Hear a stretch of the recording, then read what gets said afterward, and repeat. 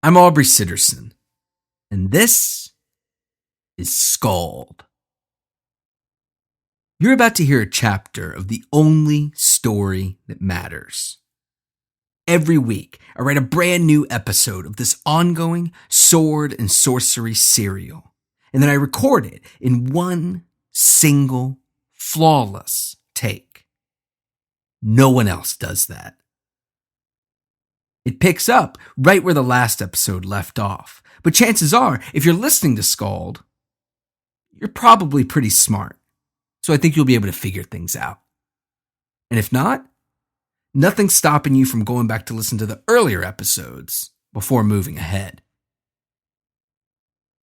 This isn't me reading you a story. This is me telling you a story. This is SKALD, Part 33.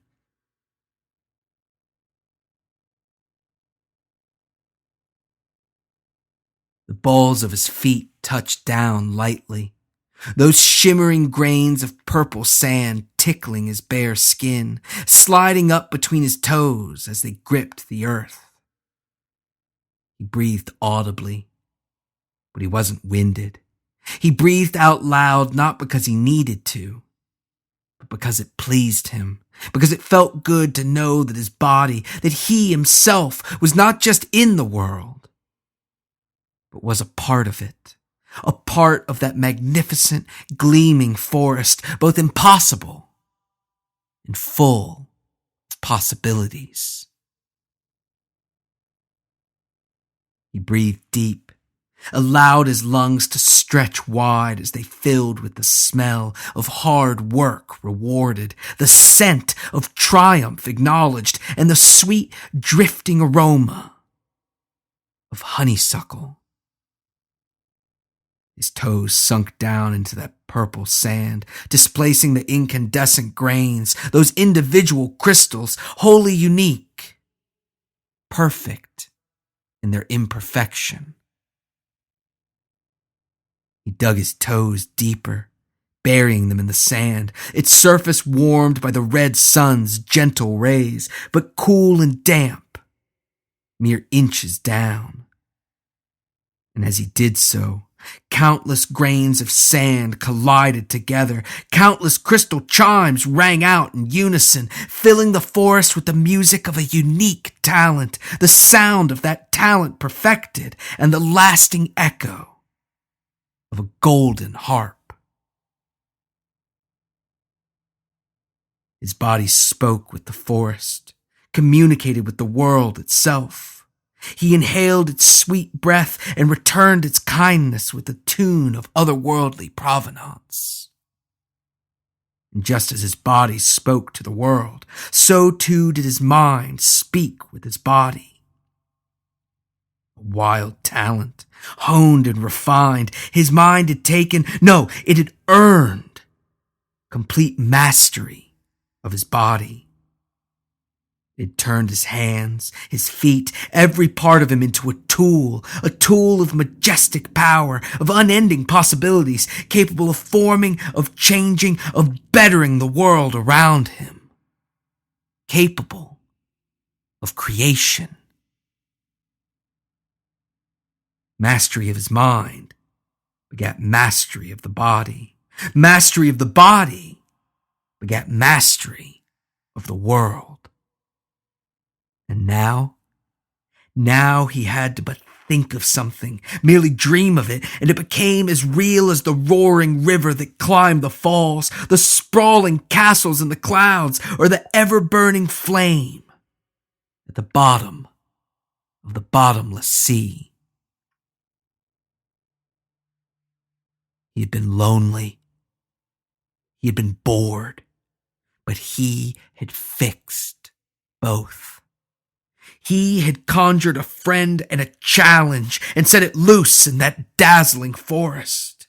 A breathtaking beast whose kind once not only blanketed the sundered worlds, but ruled them, settling disputes between the seasons, arbitrating the sun and moon's disagreements, and most crucially, deciding which species would receive their blessed favor. But in a stroke of irony that not even those wondrous beasts could escape, they had been struck down by the very creatures they had favored above all others. But he had no taste for irony, the basest and most fleeting of joys. So he shook his head, and he smiled as he summoned the beast back into being. Driven to starvation and extinction, the magnificent creature had been the last remaining emissary to the sundered worlds, the last remaining link to a time before time. It had been slaughtered, not just by a man, but by a king, cut down in its prime, with so much left undone. But in that shining, singing forest, the creature had returned. The beast had been resurrected, its coat gleaming as the red sun's rays bounced off its long, twisting, alabaster horn. He wanted to learn from the beast. Even though they shared no language, he wished to struggle for common ground, to fight through the weeds of confusion and misunderstanding, to share and be shared with, to benefit from the accumulated knowledge of that majestic creature and its extinct race. But that would have to come later, because what he really wanted, what he truly needed, was to interact with the world, to feel its wondrous nature coursing through his veins. He needed to run. He had the lean, muscular form of a runner, a sprinter's body, formed by need and conscious desire, a frame carved knowingly from a block of marble.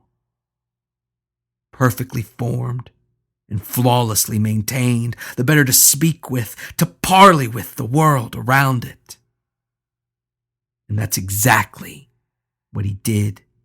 He planted his right foot in front of his left. He flexed his ankle, and the muscles of his legs snapped to obey, driving the earth down and back beneath him as he sprang toward the beast.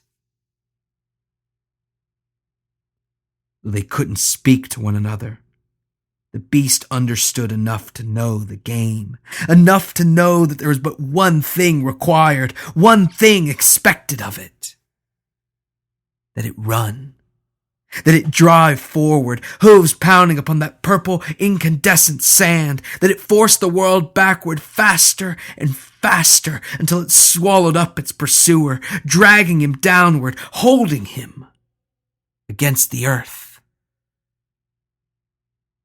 So the creature ran, and he, the relentless dreamer, the tireless creator, ran after it. The beast was miraculously fast, its four hooves moving so quickly that its individual footsteps blended together into a single rolling peal of thunder. But no matter how fast the creature ran, though it lowered its head and leaned forward, though it strained hard enough that it moved faster than the wind itself, it could not pull ahead. When he saw the beast move faster, he too picked up speed.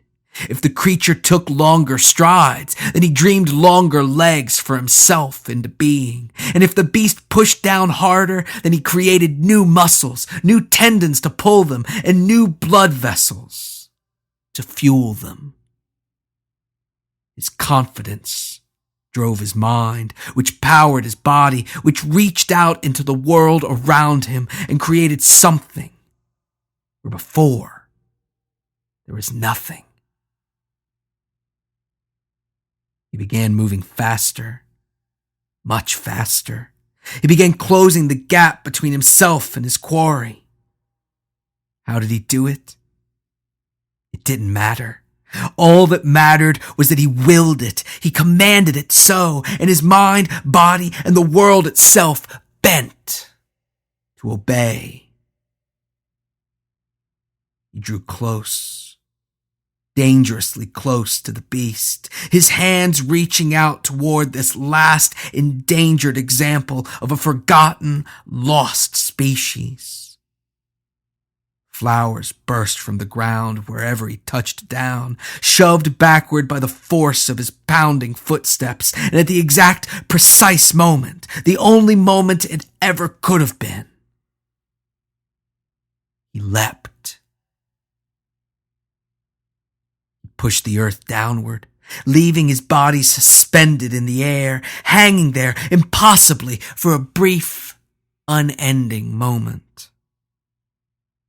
Brushed the beast's fur, caressing it gently as his hands slid around the creature's massive, muscled neck, fingers locking together as he crashed into the beast and dragged it to the ground below, the earth still spinning from their frantic chase. They tumbled to the ground, their impact sending up plumes of fine, purple sand that got caught in the wind, filling the air not with the gentle chimes of running, but with the raucous, brassy outburst of struggle.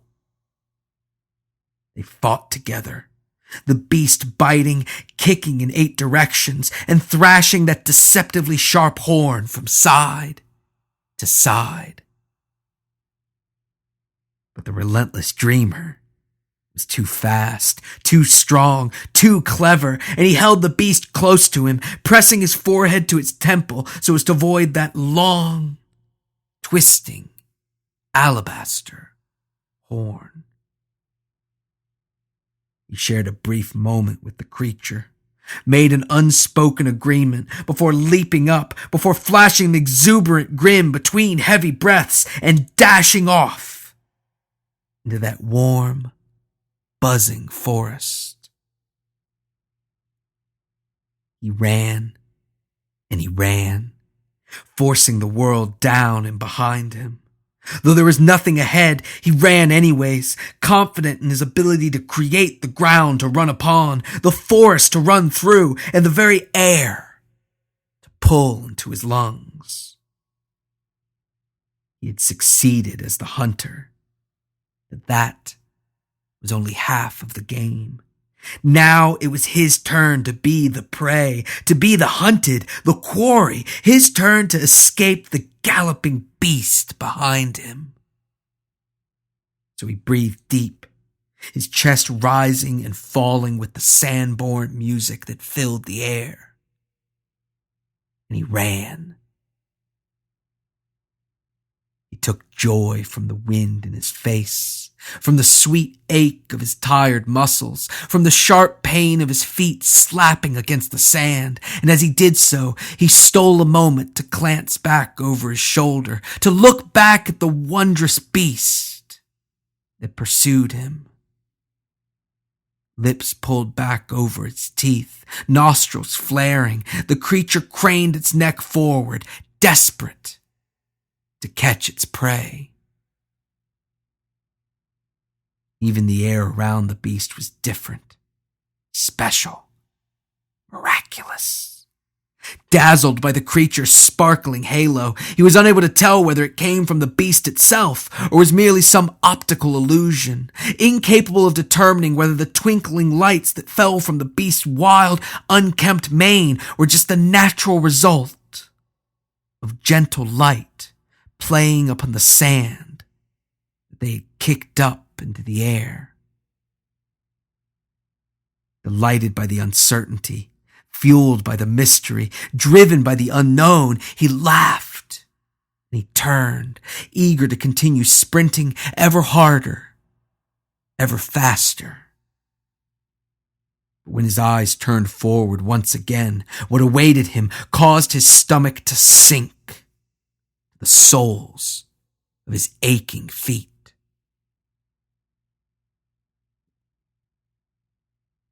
It was the proctors. Those vile, hateful, willfully blind proctors, sashes tied tight around their eyes, the better to hide from the world. Cloaked all in black, a shocking contrast to the brightness of the forest they poured into. They had clawed their way through the firmament, tearing open jagged holes, yawning passageways from the cold, gray world of their origin. The tireless creator slowed, and he stopped. Panic crept into his every thought, his every muscle, into every ounce of his being, and then it seeped out into the world around him. The purple, incandescent sand fell from the sky. The music stopped. The flowers closed their blooms, and that majestic beast came to a halt behind him. It had forgotten the urgency of their chase. It had forgotten everything. The sight of the proctors. They had found him, just as they always did. He had hoped that this time it'd be different, that this time they'd give up, that they'd give him this day, this moment, this time. But that hope was in vain. Where there's no passion, there can be no charity, and the proctors were as cold, as lifeless, as dry and gray as the world that had spawned them.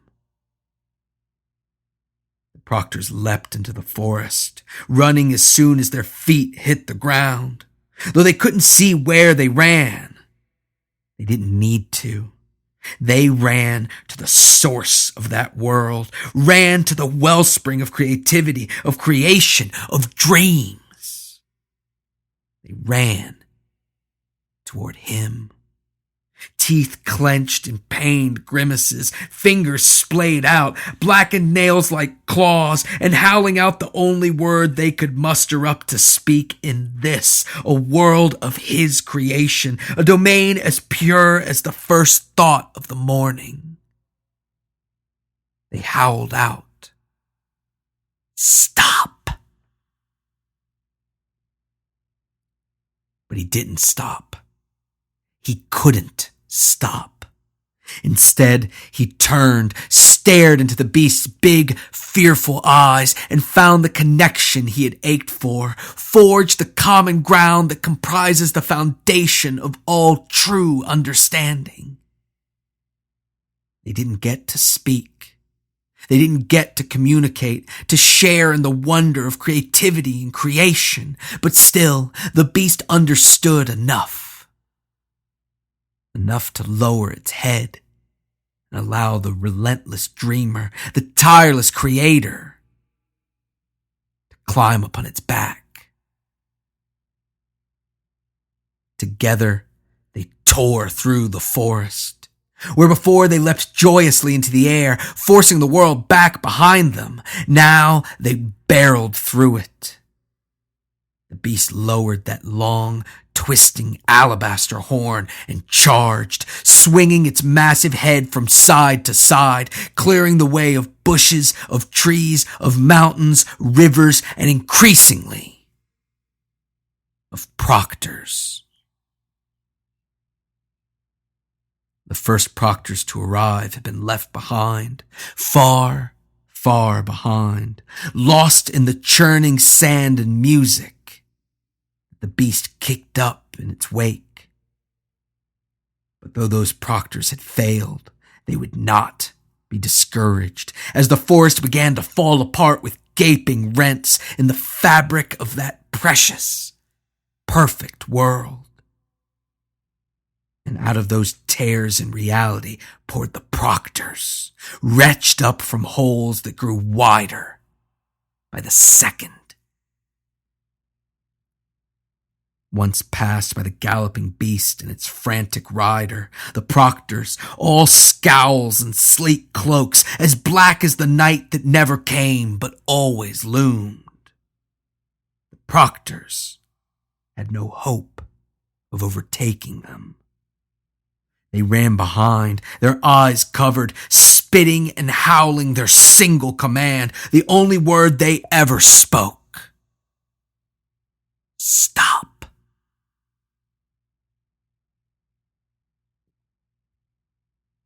But the proctors, for all their faults, they weren't stupid.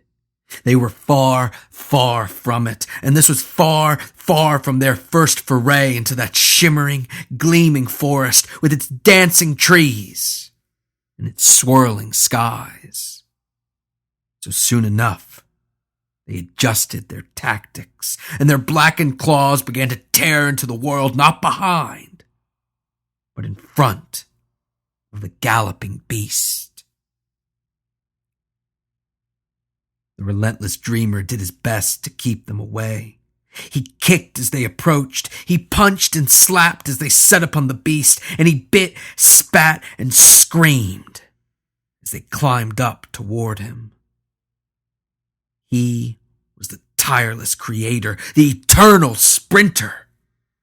He had total mastery of his mind, his body, and the very world in which he found himself under attack. But under that constant assault, besieged by never-ending numbers, something inside of him gave way.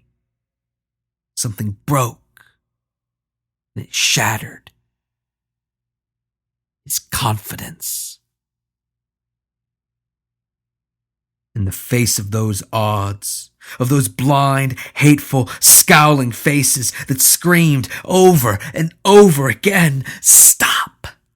Stop! Stop!" Who was he to do otherwise? What could he do to combat them and their poisonous hold upon him? He could not say, because he did not know. All he knew was that he could do nothing. And why should he do anything? Maybe they were right. Why should he try to do anything? Maybe they had been right all along. Maybe. No. He wouldn't allow it. He looked down and he gasped in horror. Without his protection, without his defenses, the beast had withered, its horn gone, and in its place a gaping red hole, leaking out the lifeblood of that majestic creature. But though it stumbled, it kept running despite the fact that its body decayed before the dreamer's very eyes, shrinking into a skeletal form torn to jagged, bloody ribbons by the unforgiving, unforgetting claws of the proctors. With tears welling up in his eyes, knowing that there was nothing he could do for the doomed beast, he raised his face to the sky, that glorious expanse that still, despite the best efforts of the proctors, still swirled with colors, with music, and with possibility. He raised his face to the smiling red sun, he arched his back, and he screamed as a massive set of wings sprouted from his shoulder blades. The beast fell, letting out a sad, miserable cry as it was overrun, overtaken, covered in grimacing proctors. But as it fell, the relentless creator took flight, spreading his wings wide as he summoned up a warm breeze that lifted him into the air, above the proctors, above their dark visages, above the tears in the forest that even now sucked out the colors and the sounds, replacing them with nothing but harsh, dark murmurs. He beat his new wings mightily, climbing up into the sky, eyes set on the gleaming castles of the air, impossible arches spanning the distance from cloud to cloud. If he could reach them, if he could catch his breath, if he could refocus, regain his confidence, perhaps there was a chance. Maybe there was a way that he could fight them off, send them back where they came from, back to that grim world, or maybe, at the very least, he could escape. But as he rocketed skyward, arms pressed to his sides, cutting through the wind like a knife, he saw something. He saw what he had always known, saw what had always been waiting for him. He saw it, and he knew the truth. He could never escape. They would never let him, and they would always find a way to keep him from soaring. The rents had opened up in the sky itself, tearing out of those magnificent clouds, sucking in the colors that gave that world its vitality, pulling the light from the red sun, the one that shed tears of fire in its dying moments. They fell from the sky, the wind pulling back the loose skin around their eternal scowls. They poured from the heavens, most missing the mark, plummeting past their soaring target, screaming as they fell. Stop! Stop! Stop! But enough hit their target. More than enough, colliding into the relentless dreamer, the tireless creator, smashing into him, grasping at him, pulling at him, digging their claws in as deep as they could, anything to drag him down, drag him back down to earth, away from the glorious sky, away from the very existence that was his, but that could be theirs as well if they would only open their eyes, if they would only remove their blindfolds. The blindfolds. In his panic, he had almost forgotten. He struggled to climb into the sky, struggled to free his wings from the icy, unfeeling grasp of the proctors. But as he did so, he reached out to the proctor clawing his way up his chest, with two more clawing their way up him. He reached out, took its blindfold in his hands, and he removed it. For a brief moment, he could see the proctor's eyes, and he watched as they were drained of cold obligation and immediately filled with unhinged fear. But a moment was all he had, because as soon as the proctor realized what had happened, realized what had been done, he unhooked his claws from the dreamer's chest, he removed his hands, he released his hold, he covered his eyes, shamefully, fearfully, and he fell. Proctor after proctor, he removed their blindfolds, they removed their hands, they covered their eyes, and they fell through the air, smashed into the ground, irrevocably broken, staining the purple sand with their red, bubbling blood. Proctor after proctor, they gasped, they released, they fell to the earth screaming, choosing death, choosing to venture into that inky black void of nothingness. Anything to avoid risking seduction by the world of that tireless dreamer.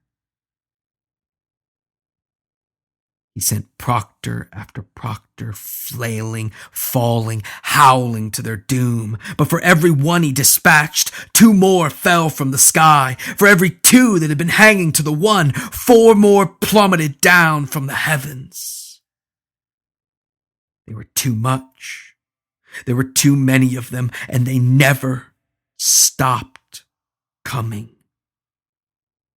Faces he had seen gasp as their blindfolds were removed. Arms he had seen flail as they crashed down toward the earth. He saw them all again and again as those cursed holes coughed up proctor after proctor after proctor. It was too much. There were too many of them. And he was just one. He was but one man, with one dream, with one creation, and they were multitudes. They were legion. They were an unstoppable tidal wave crashing against the shores of his mind. And though he could withstand them for a time, the endless waves of assault wore him down. They eroded his defenses, the water punishing the beach, washing it away with a single sound, endlessly repeated. Stop. It was too much. They were too much. And though he knew they were wrong, though he knew it was wrong to give in, it was no use. There was no point. They kept falling, kept crashing into him. They pinned his wings to his body. They forced him down. They kept him from reaching the heights he aspired to, the gleaming castles he had seen in the distance, the clouds he had reached out to touch. Their murmurs became a chant that became an incantation, repeated over and over again until he had no choice but to obey. Stop. Covered in proctors, his confidence broken, his mastery of his mind gone, his control of his body slipping, he smashed into the ground. Insulated by their cloaked, cold forms, he survived the crash, survived even as he found himself submerged in gore, in viscera of the proctors who he had sent plummeting to their deaths, as well as those who had given themselves, sacrificed themselves to drag him down. With his confidence gone, he could no longer command his mind. With his mind out of his control, he could no longer sculpt his body. With his body cut loose, he could no longer affect the world around him.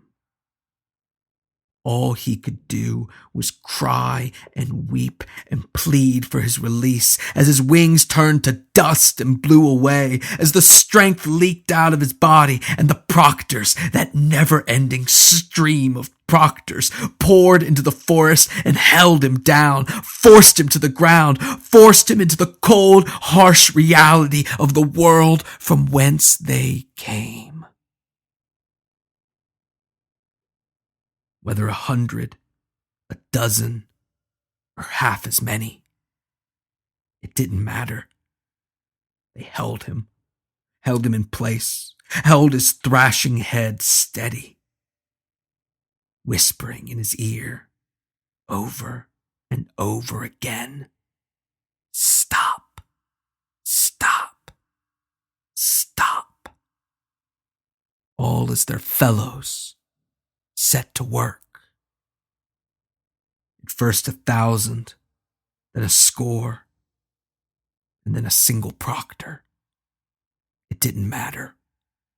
He crouched in the bubbling remains of his brethren, removed a mortar and a pestle from his cloak, and he set to work. The relentless dreamer, the tireless creator, cried out, the cry of the helpless, the plea of the wretched. But it was no use. There was no deterring the proctors, no distracting them from their inevitable goal. Still sightless, still wearing his blindfold, the proctor ground the pestle into the mortar, and the dreamer could already smell what it contained. He knew what was coming, and worst of all, he knew there was no stopping it. The proctor removed the pestle, and he stepped aside, making way for another proctor, though he was identical to the first. The proctor knelt and took flint to steel, sending cold, gray sparks into the mortar where that foul, awful substance took light and began to smolder.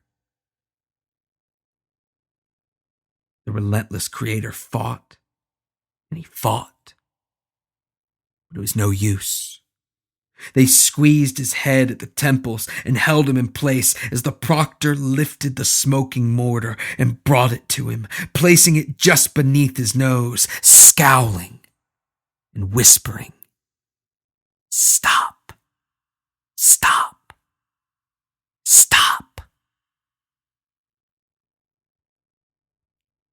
He had no choice. There was nothing to be done. He hated it. He despised it. He loathed it. But there was nothing he could do.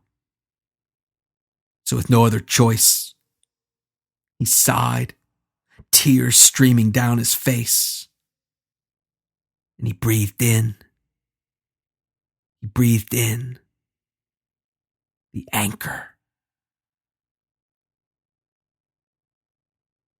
He did his best to fight it, to command his mind, to command his body, to fight it off, to reject it, to counteract it, to ignore its effects, to cast off the chains that steadily tightened around his neck, to lessen the load of the heavy iron that weighed him down, that dragged him to the earth, that pulled him out of the rarefied air of his creation. But it was no use. He clenched his eyes shut to keep from crying, but the tears found their way out anyway. It was no use. The anchor had taken hold as it always did, and it always must, and it grounded him, pulled him back down to earth. When he opened his eyes, his tired, glassy, bloodshot eyes, he found himself triply imprisoned, as he had known that he would be. He was held by the locked doors of his cell, held by the 3 scowling proctors surrounding him, and worst of all, most terrible, most insufferably of all, held by bloated, pasty flesh, the broken, useless body that surrounded his true form. They had him. They held him. They had killed his dream and killed him. Killed that which was truly him in the process. Proctor leaned down, blindfold removed, his eyes dead and lifeless. He scowled as he did every day, and he spoke. You need to stop. You need to stop. Begin living up to your potential. The dreamer looked up, glassy eyes set in a puffy, expressionless face, the face that they wanted him to have. He looked up slowly, and he croaked out a reply, a painful, defiant response.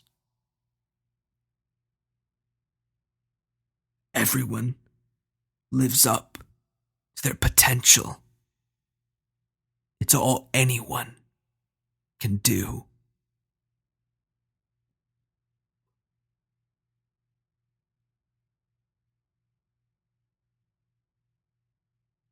If you're digging SKALD, please leave a good review on iTunes. It helps other people find the podcast, and if you leave a good one, I'll read it on the show. Harold Ollerson says, quite the yarn to spin. Aubrey takes an old idea like verbal storytelling, a mode of expression as old as language, and he updates it. SKALD is a great sword and sorcery tale that often has me at the edge of my seat. Aubrey speaks with such passion and power. It is truly a great experience. SKALD is a unique thing, but you already know that. Thing is, unlike television shows that have advertising or show up on premium channels that you pay for, SKALD has 0 ads and is completely DIY. That's do it yourself. There's only one way that this thing can make money, and it's through you, my audience, deciding that it's worth paying for. If you appreciate the work, the craft, and the time that goes into creating SKALD, head over to patreon.com/SKALD and sign up to support the show with a small monthly donation.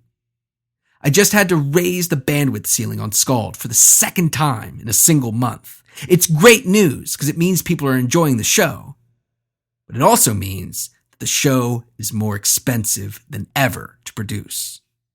So please, consider going to patreon.com/SKALD. In the meantime, I would love to hear from you on social media. Find me on Facebook, Twitter, Tumblr, and Instagram. Username is the same across all four: Aubrey Sitterson. Or hit up AubreySitterson.com for links to everything, including SKALD, the SKALD ebook, my comics writing, my wrestling talk show Straight Shoot, bio, contact information, all my social media, and more. This week, I want to recommend some prose to you. No, it's not a new volume of SKALD.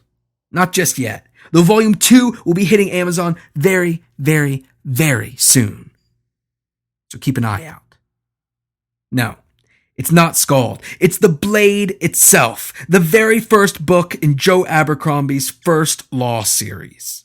I just finished it, and honestly, I loved it so much that I feel stupid for not having read it sooner. If you dig SKALD, you are going to love Abercrombie's brutal, grim-dark fantasy world. Check it out. Thanks for listening. I'll talk at you next week.